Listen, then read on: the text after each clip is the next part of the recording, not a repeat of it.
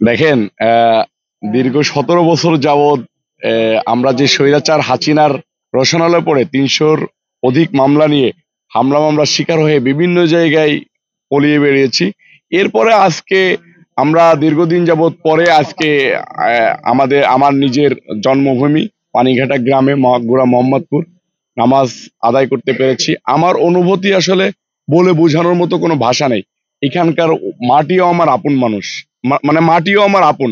এখানকার প্রতিটা মানুষই আমার আপন। আপন মানুষের সাথে ঈদ করার আনন্দই আলাদা। ধন্যবাদ জানাই বিএনপির ভারপ্রাপ্ত চেয়ারম্যান তারেক রহমান সাহেবকে ১৭ বছর যাবৎ দেশের মানুষের জন্য লড়াই করে, দেশের জন্য লড়াই করে, বাংলাদেশের এই গণতন্ত্র প্রতিষ্ঠার জন্য আন্দোলন সংগ্রাম করে যে স্বৈরাচার হাসিনাকে বিদায় ঘটিয়ে বাংলাদেশের মানুষকে আবার মুক্ত বাতাসে উড়ার তৌফিক দান করে, মানে পরিবেশ তৈরি করে দিয়েছেন। আল্লাহ পাক রব্বুল আলামিনের কাছে বিএনপির ভারপ্রাপ্ত চেয়ারম্যান তারেক রহমান সাহেবের জন্য দোয়া করি। আল্লাহ পাক রব্বুল আলামিন তাকে সকল অন্যায়ের বিরুদ্ধে প্রতিবাদী কণ্ঠস্বর হয়ে দাঁড়ানোর তৌফিক দান করুন।